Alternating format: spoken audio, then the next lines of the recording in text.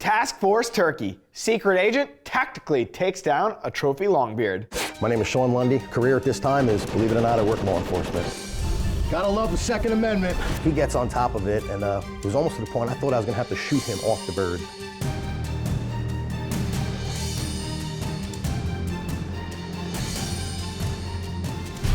All right, here we go. Have you ever had a turkey come and mount your decoy right before you're about to take that lethal blow? Well, I'm Matt Drury, and on this edition of DODTV, the Avian-X, he gets more than he was bargaining for. This segment of DODTV is brought to you by Mossy Oak Obsession, concealed and committed. The new obsession pattern includes true to size limbs, leaves, barks, branches, and other digitally enhanced natural elements. Mossy Oak is proud to be the official camo pattern of the NWTF. There are policemen and women of all capacity in this great country of ours. This next segment of DODTV involves a great friend of Drury Outdoors who has lived many of those roles firsthand. But his job didn't quite end in the squad car. Meet Sean Lundy. A few weeks back, he took his annual trip to Illinois to try to bag one of those long paintbrush ropes. Let's join Sean and learn a little bit more about his occupation and how he puts his life on the line every single day.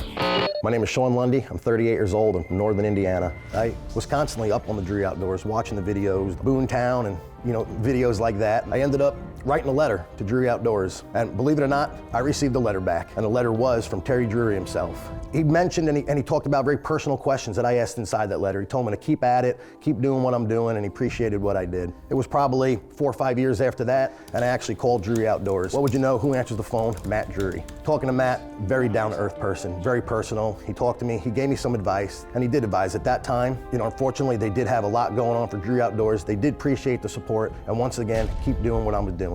I'll never forget, I was sitting at the table, I happened to look over and said, you ain't gonna believe this, who's sitting at that table? A friend of mine looks over and says, no, I have no idea who they are. But me being the big fan I am, I did. Just to make sure it was them, happened to go to the bathroom. When I'm walking out, I made eye contact with Coondog and Joe Schultz, just nodded my head and said hello. Naturally, when I walked up to them, I don't know if they figured I wanted an autograph. Not that it's not a good thing to have, but I didn't. I just wanted to pick their mind and talk to them as a human. They're just like us, they're working class people. And from there, they were very open. They started giving some advice, telling me about better camera equipment I should get, different things I should be doing. So I went ahead and started filming a couple of my own hunts. I sent a couple of that footage to Drury Outdoors, and it wasn't but long, I received an email from Matt Drury himself. And here we are today.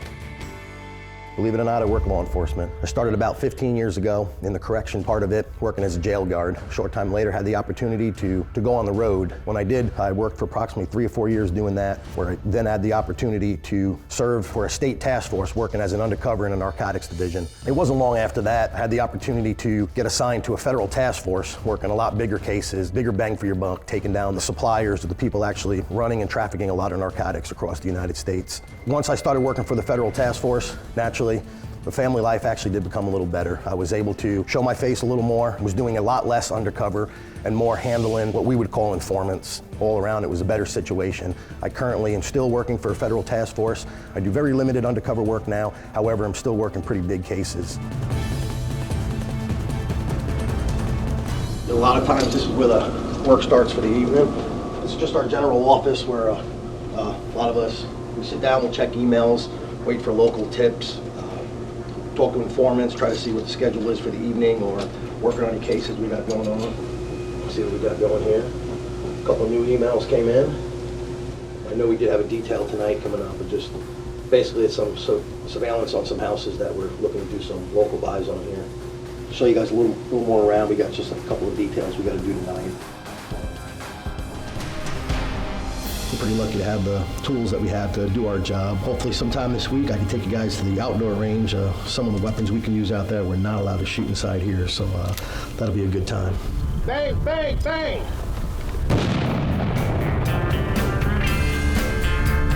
Good!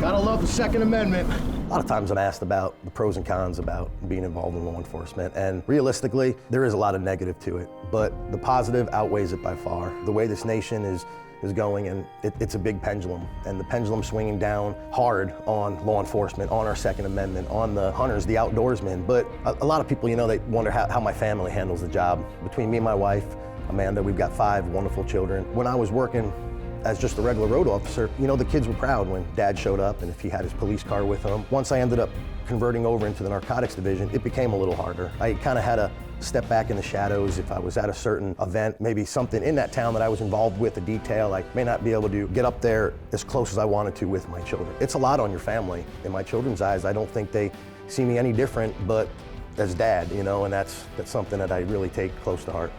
I've said it before, I work 24 hours a day. Just got a phone call from one of the guys for the local departments in the area. They've got an individual wants to talk to us, might have some information, 2:33 in the morning. Get ready here in a little bit and kind of head out the door. Well, one thing I always do, when I got details like this, and when all the kids are here, whenever I go in, make sure I kiss them all goodbye and let them know I'll be home in the morning. That's something you always want to do. Say your prayers, kiss your children. Pretty blessed to be hunting in southern Illinois, not too far from the Ohio River. They were calling for rain, showers, winds the entire time. So when I got there, it was a rush. It was kind of a race to get birds located and try to get on a bird before the bad weather did come in. Well, I'm excited. Here it is, finally made it. We're in southern Illinois. It's 2017 turkey season. Just got in this afternoon. I was running a little late. They're calling for rain tomorrow, and then birds come down from roosting in the morning. A lot of times when it's raining like that, at least in my experience, they like to get out in them fields. So tonight we'll go out, I'll bring the camera with me, hopefully we can roost a bird and get on one in the morning. It's just beautiful country out here, that's for sure. When we first came in here, it looked like there was 2 cornfields up on the top of that field over there. I'm hoping tomorrow they come right in on them decoys when it's raining. They don't really seem be in that woods too much. I don't think they can hear well on the leaves. It might be raining in the morning. A lot of guys may be staying in. I'm going out.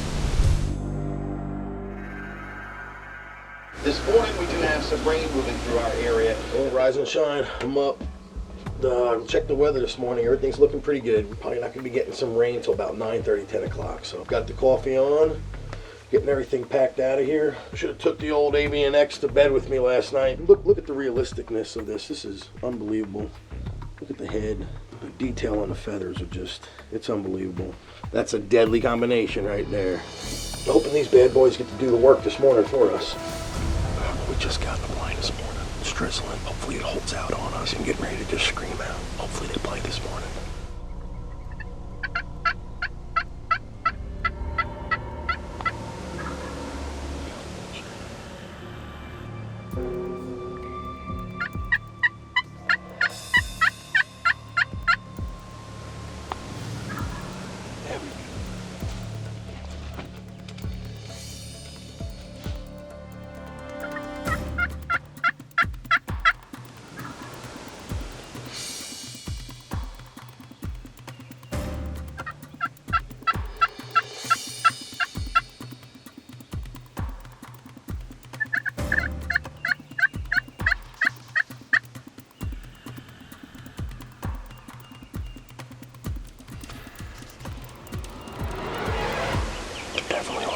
Now we won't pitch down.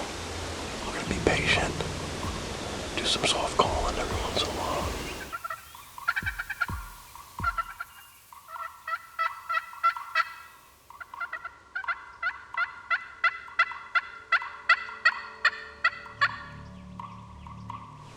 It's been real quiet here lately. Started hearing a couple of hens. I've actually seen a couple of hens on the further field out there. I don't know if I should get up and move. We noticed birds in the area. We've seen them, we've heard them. We just haven't had a break away from any of them hens yet. I kept having one bird that kept holding up, and he was up on a knoll. I could see him once or twice. It was probably 100, 150 yards away, and he would come down to probably, I'd say about 80 yards. He'd start hammering, you'd hear him, but he was holding up. I did what we had to do. I packed up the blind, threw the Avian-X over the shoulder, grabbed the shotgun, and it was on. Just went ahead and changed spots real quick. See if we can spark something up here in the last couple minutes. Always remember one thing when you're putting decoys out. Try to face them away from an oncoming gobbler. If that gobbler sees that hen or that gobbler walking away from him, you're more apt to get him to leave his position and come to your decoy. This lookout hen quartering away from that approaching gobbler, she's looking back, he's gonna come. We've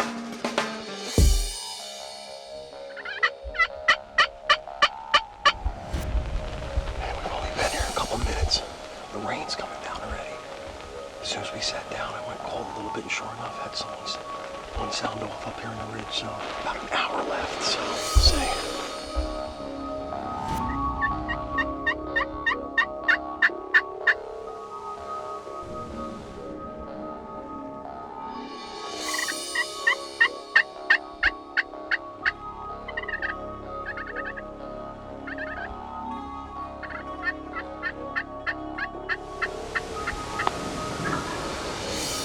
He's getting closer. He's right over there. He's probably about 70 yards now. Hopefully he comes out. There he goes again. He gets to the point, and it's hard to see on the camera, but he gets to the point where he's about 60 yards out, and there's a crest that's in the hill. Once he gets to the top of the hill, he's seen them Avian-X decoys, it was over.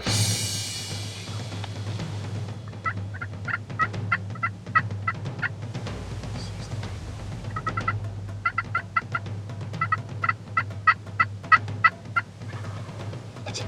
He's coming.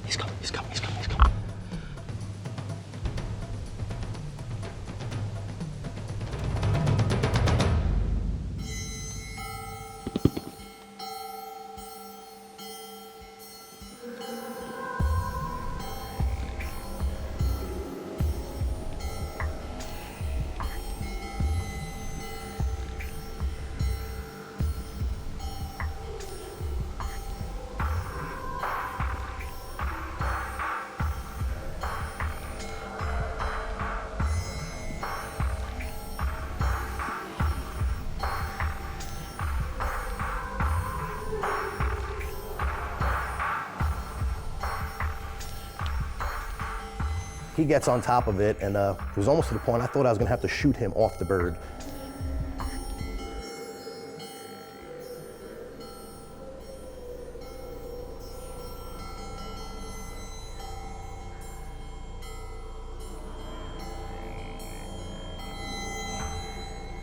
All right, here we go. He's getting off. That's how it's done, baby. Avian-X. Avian-X. Yeah, baby. If that ain't turkey hunting, I don't know what is, buddy. Look at that. Yeah. Yes.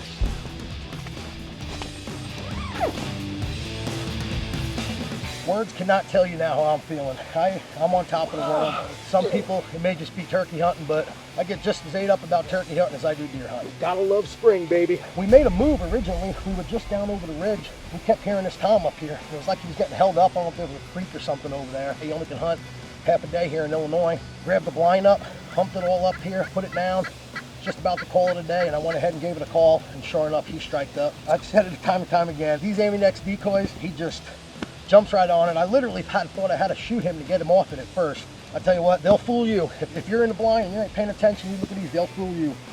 Unbelievable. Between that and then Winchester, extended range, what a combination. Gotta love spring. Good thing I got my bird when I did. Oh man, I'll tell you what, we definitely beat the weather. You know, here we are, 2017, and I can go all the way back till I started watching Drury Outdoors back in 1992. All that hard work, and here we are, finally, glad to be part of Drury Outdoors team. Nice shot, Sean, and what a show that Avian-X got. Little too up close and personal. Let us know in the comments below if you've ever had a strutter put on a show quite like this one. As always, be sure to subscribe to the Drury Outdoors YouTube page and get all these turkey turnaround edition of DODTV up to the minute. Thanks again for watching. Until next time, be safe, identify your target, and we'll see you on the roost. This edition of DODTV is brought to you by Cabela's. It's in your nature.